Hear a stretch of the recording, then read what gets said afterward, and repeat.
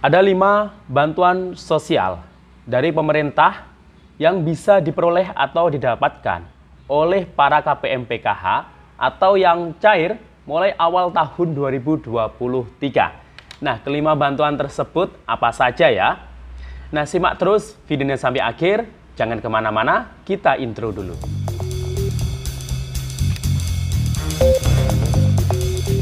Assalamualaikum warahmatullahi wabarakatuh. Salam sejahtera, shalom, om swastiastu, namo buddhaya, salam kebajikan. Sobat YouTube, kembali lagi di channel saya, Sukron Channel. Apa kabar Sobat YouTube semua? Semoga Sobat YouTube semua selalu diberikan kesehatan, diperlancar segala urusan dan usahanya, dan diperbanyak rezekinya. Amin.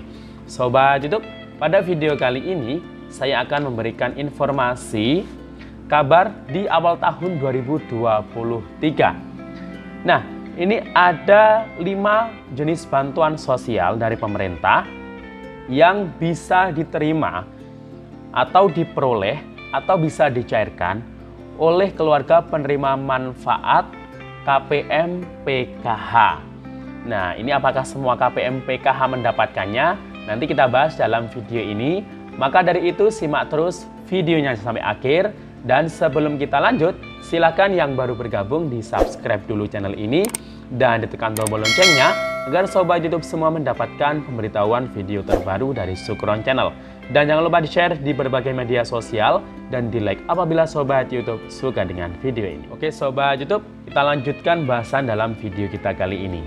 Nah Sobat YouTube, di akhir tahun 2022 ini, tepatnya di bulan Desember ini, memang banyak sekali ya bantuan sosial atau bantuan dari pemerintah yang disalurkan kepada warga masyarakat dengan kategori atau kriteria tertentu.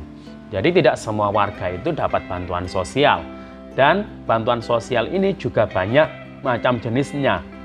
Dan dari kementerian tidak hanya satu, jadi banyak kementerian atau lembaga. Jadi kalau untuk Kementerian Sosial, untuk memberikan bantuan sosial, itu ya datanya itu harus bersumber dari data DTKS. Jadi jika ingin dapat bantuan sosial dari Kementerian Sosial, seperti PKH, BPNT, PBI, dan bansos yang lainnya dari Kementerian Sosial, ya wajib masuk data DTKS terlebih dahulu. Caranya gimana bagi warga yang belum masuk DTKS? Nah, ini sesuai dengan Undang-Undang Nomor 13 Tahun 2011, bahwasanya untuk pemutakhiran data DTKS itu dilakukan oleh pemerintah daerah. Kalau pemerintah daerah itu kepanjangan paling bawahnya itu ya ada di desa atau kelurahan.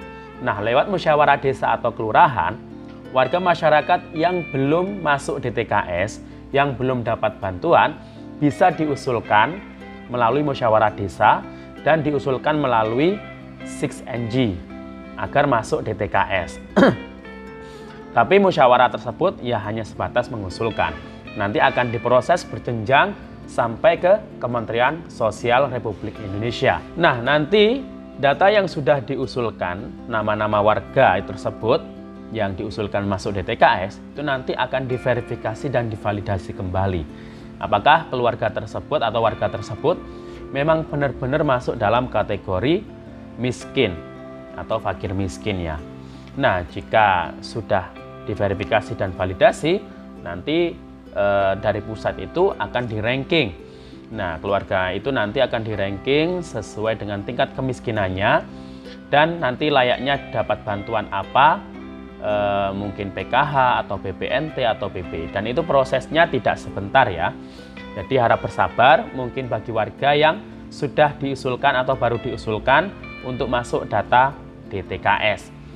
Dan dalam musyawarah desa juga, itu juga bisa memutakhirkan untuk warga yang sudah mampu, yang sudah sejahtera, yang masih dapat bantuan dan masih masuk DTKS, itu bisa ditidaklayakkan di situ. Jadi harus dikeluarkan ya atau dihapus. Karena memang tahun 2023 ini dari pemerintah ini yang digencarkan itu adalah bantuan sosial yang tepat sasaran. Jadi pemutakhiran data itu terus akan lebih digiatkan kembali. Nah itu ya Sobat YouTube. Dan di awal tahun 2023 ini banyak sekali memang bantuan sosial, tapi tidak hanya dari Kementerian Sosial, ada dari Kementerian Ketenagakerjaan mungkin, atau dari Kementerian Desa. Nah, ini berbeda-beda ya jenis bantuannya. Dan yang kita bahas di sini adalah di awal tahun 2023 ini untuk bantuan PKH ini juga tetap akan dilanjutkan karena sudah dianggarkan oleh Kementerian Keuangan. Jadi bantuan reguler seperti PKH, BPNT itu tetap akan dilanjutkan. Nah, yang nanti ditetapkan sebagai penerima PKH dan penerima bantuan BPNT atau bantuan sembako di tahun 2023 adalah ya warga yang masih layak dan yang sudah masuk DTKS. Nah, kalau PKH sendiri kan merupakan bantuan bersyarat. Syaratnya ya harus ada anak sekolah atau anak usia dini, umur 0 sampai 6 tahun, atau ibu hamil, atau lansia minimal 60 atau disabilitas berat. Nah, bantuan PKH yang didapatkan oleh para KPM sendiri di tahun 2023 untuk indeks atau jumlah yang didapatkan itu berbeda-beda sesuai dengan komponen. Yang memiliki anak sekolah itu nanti beda dengan yang anak usia dini. Bahkan yang jenjang pendidikan SD itu berbeda dengan SMP, berbeda juga dengan SMA. Nah, untuk aturan di tahun depan ini kalau tidak ada aturan terbaru untuk indeks jumlah bantuan yang diterima, itu ya akan mengikuti aturan yang sebelumnya. Di mana untuk anak balita itu yang sampai saat ini aturannya berlaku itu yang didapatkan Rp750.000 per tahap. Jadi tahapnya itu 3 bulan sekali ya. Tetap disalurkan 3 bulan sekali. Tahap pertama ya antara bulan Januari, Februari, dan Maret.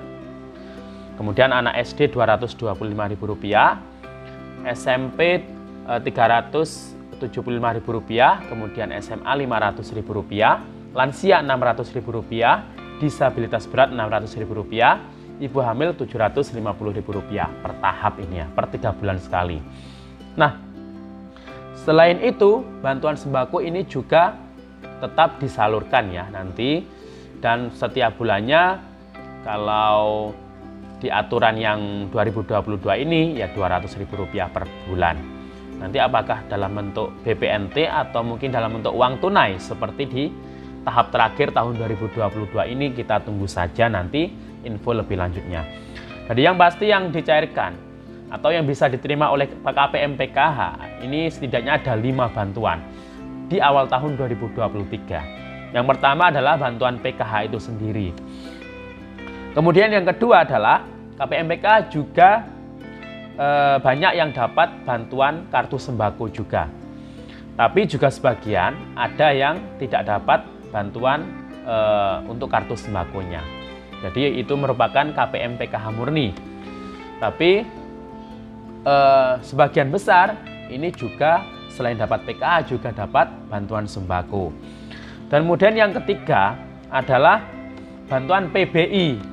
Nah, KPM PKH ini juga sebagian besar ini juga ada yang mendapatkan bantuan PBI, penerima bantuan iuran Kartu Indonesia Sehat yang gratis dari pemerintah. Jika ada KPM PKH yang belum dapat Kartu Indonesia Sehat yang gratis dari pemerintah atau PBI, nah itu melalui menu usulan PBI itu bisa diusulkan melalui operator 6NG yang ada di desa atau kelurahan. Nah itu nanti bisa diusulkan lewat desa atau kelurahan ya.